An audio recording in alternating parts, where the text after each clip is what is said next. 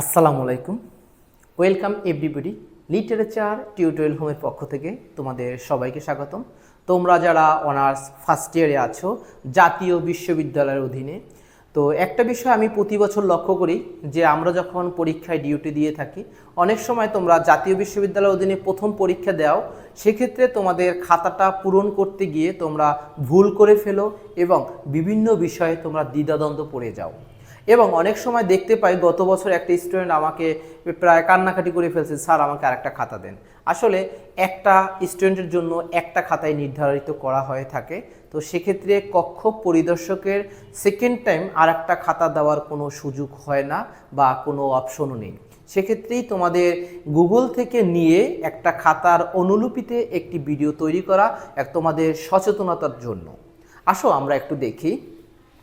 এইভাবে তোমার খাতাটা থাকবে।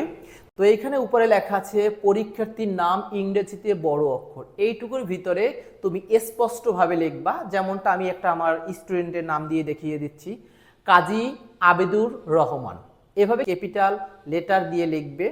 আর এই মাঝের ঘরটায় কখনোই তোমরা কোনো বিষয়ে পূরণ করবে না।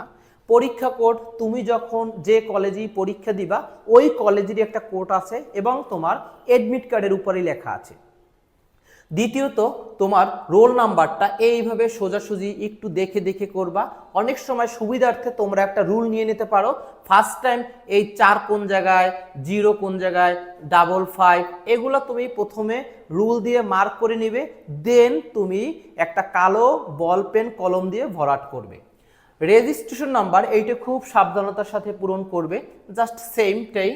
এরপরে তোমার কোর্স পত্র কোড, এইটা হবে তুমি যে বিষয়ে পরীক্ষা দাও। একটু মনোযোগ সহকারে দেখবে, প্রথমে যেই কলেজে তুমি পরীক্ষা দাও ওই কলেজের একটা পরীক্ষা কোড আছে। দ্বিতীয়ত, তোমার রোল নাম্বারটা এইভাবে তুমি বসানোর পরবর্তীতে রুল দিয়ে মার্ক করে দেন সবার শেষে কালো কালারের বল পেন দিয়ে এই বৃত্তগুলা খুব সুন্দরভাবে পূরণ করবেন। এরপরে রেজিস্ট্রেশন নাম্বার সেই একই অবস্থা।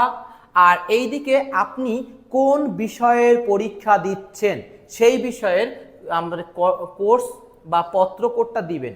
এরপরে আরেকটা বিষয় আপনি খেয়াল করবেন যে আপনার কেন্দ্রে অথবা আপনার কক্ষে যে স্যার ডিউটিতে আছেন ওই স্যার পক্ষ পরিদর্শক তোমাকে একটা সাইন করছে কিনা এবং তোমার সেই 27 তারিখের পরীক্ষাটা এইখানে সে তারিখটা সুন্দরভাবে দিয়েছে কিনা।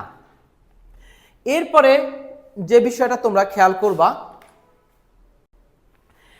এই অংশ যাবার পরে এই দ্বিতীয় অংশ পরীক্ষক কর্তৃক পূরণীয়।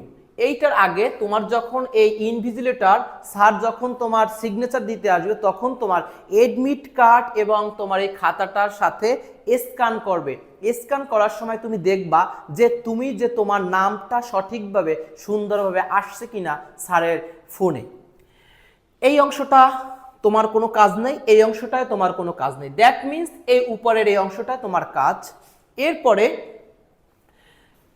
পরের পৃষ্ঠায় যেটা পাবে, তুমি অনার্স ফার্স্ট ইয়ার পরীক্ষা 2025 স্যার, বিষয় ডিপার্টমেন্ট অফ ইংলিশ। আসলে অ্যাকচুয়ালি আমি একজন ইংরেজি বিভাগের শিক্ষক হওয়ায় আমি এই ডিপার্টমেন্ট অফ ইংলিশেরটা দিলাম। দেন তোমার বিষয়ের শিরোনাম, মানে তুমি কোন সাবজেক্টে পরীক্ষা দিচ্ছ। তোমার সাবজেক্টটা ধরো বাংলাদেশের ইতিহাস, ভাষা, সংস্কৃতি ও পরিচয়, সেই ক্ষেত্রে তুমি এইটা নিতে পারো, history of Bangladesh, language, culture and identity. এরপরে বিষয় কোড তোমার এডমিট কার্ডের উপরই থাকবে, পরীক্ষার তারিখ। এরপরে তোমরা কি করো, ওই পৃষ্ঠায় যাবার পরে পরের পৃষ্ঠায় লিখতে যাও না, তোমাকে এখানে লেখা থাকে এই স্থান হতে উত্তর লেখা আরম্ভ করতে হবে, সেইটা তোমরা দেখেই সুন্দরভাবে লেখা শুরু করবে। আর পরীক্ষার হলে তাড়াহুড়া করবে না, একটা বিষয়। আর দ্বিতীয়ত আর একটা বিষয়, যে বিষয়টা জাতীয় বিশ্ববিদ্যালয়ে আমাদেরকে একটা অ্যাপস দিয়েছেন, ইনভিজিলেটর অ্যাপস, যেটা যখন স্যার তোমাকে স্ক্যান করবে খাতাটা, তো করার পরে তোমার ডাটাটা ওই স্যারের ফোনে সম্পূর্ণ চলে যাবে। যদি তুমি তোমার কেন্দ্রে বসে কোনো ধরনের অসৎ উপায় অবলম্বন করো অথবা স্যারের সাথে রাফ বিহেভ করো, স্যার কিন্তু তোমাকে একটা রিপোর্ট মেরে দিবে, দ্যাট মিনস ওই বিষয়ের তোমার রেজাল্ট পাবলিশড হবে না। সেক্ষেত্রে বিতর্ক।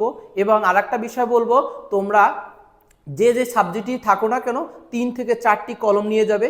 বাসা থেকে বের হওয়ার পূর্বেই তুমি তোমার দেখবে কলম, তোমার এডমিট কার্ড, তোমার রেজিস্ট্রেশন কার্ড, এই বিষয়গুলো আছে কিনা। আর একটা বিষয় করে থাকো তোমরা, তোমাদের পুরনো কোশ্চেনটা তোমাদের ফাইলের ভিতরে রেখে দাও। না, আসলে সেটা করা যাবে না। অনেক সময় ওই পুরনো কোশ্চেনটা তোমার ফাইলের ভিতরে যদি পাওয়া হয়, তোমাকে কিন্তু স্যার পানিশমেন্ট দিলেও দিতে পারে। আর একটা বিষয় হলো যে তুমি তোমার শালীনতা বজায় রেখে শালীনতার ড্রেসগুলো পরে যাবে এবং স্যারের সাথে কোনো ধরনের লাউড বিহেভ বা রাফ বিহেভ করা যাবে না, তাহলে স্যার কিন্তু একটা রিপোর্ট দেওয়ার সুযোগ আছে। সবার জন্য শুভকামনা, সবাই সুন্দরভাবে পরীক্ষা দাও। এরপরও যদি তোমাদের কোনো কোশ্চেন থেকে থাকে আমাকে তোমরা ইনবক্সে হোয়াটসঅ্যাপ করতে পারো। সকল ধরনের কোশ্চেনের উত্তর, সকল ধরনের সমস্যা আমি আমার জায়গা থেকে আই উইল ট্রাই বেস্ট ইনশাআল্লাহ। ধন্যবাদ সবাইকে, সবার জন্য শুভকামনা।